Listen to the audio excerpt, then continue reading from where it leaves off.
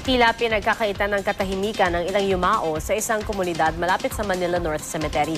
Ang ilang bangkay na walang kumikilala o yung mga nakatenga lang po sa mga morgue, inaarkila at ibinuburol para gamitin sa pagpapatakbo ng saknaan. Balitang hatid ni Howie Severino. Karaniwang sinasabing na mayapa na ang isang taong namatay.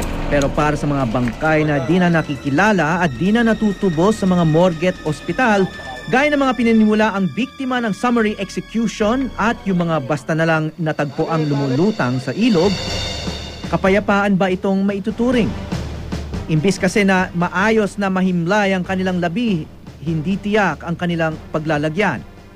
Ang mga unclaimed cadavers, ibinababad muna ng mga morgue sa formalin hanggang sa 2 buwan. At kung wala pang kamag-anak na kukuha dito, saka sila ipalilibing ng punerarya sa isang pampublikong sementeryo. Humihingi kami ng certification kung saan man, kung sa police, sa homicide, na ililibing na namin. Kukuha kami ng permit sa City Hall na gano'n. Ngayon sa ospital naman po, pag kinuha sa ospital na digent na wala talagang pamilya, gano'n din po, humihingi kami sa director na certification. Kung nakuha namin sa inyo, ililibing na ho namin. Pero minsan hindi sa pagpapalibing natatapos ang kalbaryo ng mga yumaong ito.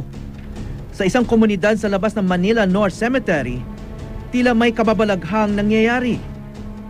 Kwento ng sepulturerong si June, di niya tunay na pangalan, ginagawang kasangkapan ng pasugalan ng unclaimed body sa kanilang lugar. Yung unclaimed body sa lugar namin, pina-arkila ron, mga 2 weeks, para lang mapalibing na yung patay. Maghahanap ng pwedeng pagsugalan, gano'n. Dapat inililibing na, nagkakakitaan pa eh. Kwento naman ng residenteng si Eileen, di niya rin tunay na pangalan, umaabot pa ng mahigit 2 linggo ang lamay sa naman di kaano-anong bangkay. Kasi nga hindi naman pwede magpasakla ng walang patay, di ba? Dahil daw sabi nila, bawal yun. Pero dun sa lugar namin, hindi nga ipinagbabawal yun.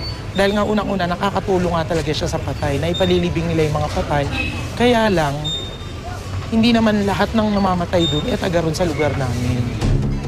Aminado naman ang barangay captain ng lugar na karaniwan na ang pasugalan tuwing may patay. Pero kung taga-barangay nga nila ang bangkay, may mga nanggagaling sa ibang lugar na wala pambayad data sa burol, nilalagay nila dyan. Inaano nila, binuburo nila. Dahil may sakla, pinagkakakitaan nila yon. Ngayon, hindi na. Kung hindi tiga rito, hindi namin binuburol.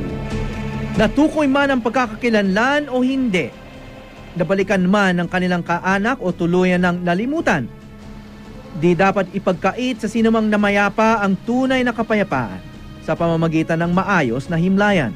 Huwag din sana silang pagkakitaan para makaangat lang ang mga nabubuhay. Howie Severino, GMA News.